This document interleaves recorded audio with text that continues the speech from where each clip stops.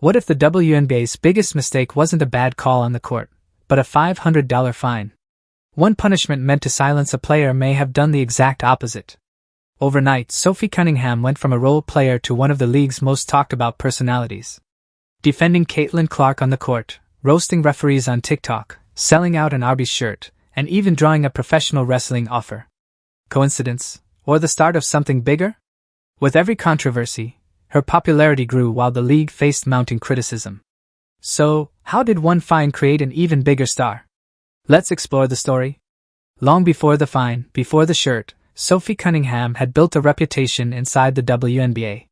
Not as a scorer, not as a highlight reel, but as the player willing to step directly into the middle of trouble on behalf of a teammate. That reputation crystallized on June 17, 2025, during a game between the Indiana Fever and the Connecticut Sun. Caitlin Clark had been poked in the eye earlier by Dejounte Carrington. Clark was trying to walk it off when the situation escalated. Cunningham didn't wait for an official to intervene. She grabbed Alyssa Thomas and pulled her to the ground, leading to both players being ejected. This was the moment fans had been waiting for. For weeks, the league's most marketable rookie kept absorbing hits that officials seemed unwilling to call. Cunningham's answer, physical, immediate, and unmistakably on Clark's side, turned her into a folk hero overnight. Within 24 hours, she reportedly gained nearly 500,000 followers across social media. Her jerseys started selling. None of this happened because she became a better shooter. It happened because she did something the officiating repeatedly failed to do: protect the players getting hit. By July, Cunningham was no longer just a defensive presence. She was one of the most watched personalities in the WNBA. On July 18th, she posted a TikTok. It seemed simple. She lip-synced to a Sabrina Carpenter line. "Stupid, or is it slow? Maybe it's useless." She tagged some referees. No names, just a pointed, sarcastic jab. The video racked up 1.3 million views. But the league didn't find it funny. They hit her with a $500 fine. Now, a $500 fine in professional sports is pocket change. But symbolically?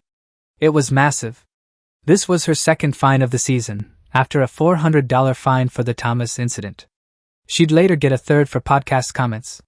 What Cunningham did next mattered more than the fine itself. She didn't apologize. She posted about the fine directly, saying she found the situation funny, and suggested the league focus on more important issues. Fans flooded in, offering to cover the fine. This wasn't just about Cunningham anymore. Coaches and players across the league were frustrated with the officiating.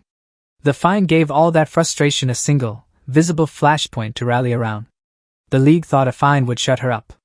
Instead, it gave her a megaphone. Just over a week later, Cunningham gave the internet a completely different kind of moment. It was Barbie night at Wintrust Arena. A light-hearted promotional night for the Fever vs. Chicago Sky. Pink lighting-themed giveaways. Sophie walked in wearing a plain white t-shirt with 4 words printed across the front. "Hot girls eat Arby's." Paired with black leather shorts, the outfit was equal parts absurd and perfectly timed. It spread across social media in minutes. But this wasn't entirely out of nowhere. Cunningham had built a small following for her food content, including an earlier viral video where she tried Arby's for the first time. Arby's didn't wait to respond. The company reposted the photo, crowned her an unapologetic queen, and effectively made her a brand ambassador in real time. Within 2 days, the shirt sold out. There was no elaborate campaign behind it. No weeks of planning. Just a player wearing a funny shirt and a brand smart enough to recognize a moment. The Arby's moment fit into a larger pattern. Her endorsement portfolio expanded to include Adidas, Quest, Schemes, and more. Brands were betting on her authenticity. The timing was everything. This shirt arrived just days after a league fine that was supposed to make her more cautious. Instead, she walked directly into the spotlight, guaranteeing the story would keep going. The $500 fine and the Arby's moment led to an unexpected door opening. At San Diego Comic-Con, the founder of Women of Wrestling, David McClain, brought up Cunningham's name unprompted. He called her the Marty McSorley to Caitlin Clark's Wayne Gretzky, a reference to the hockey enforcer, and said they would love to have her. Sitting next to him was Jeannie Buss.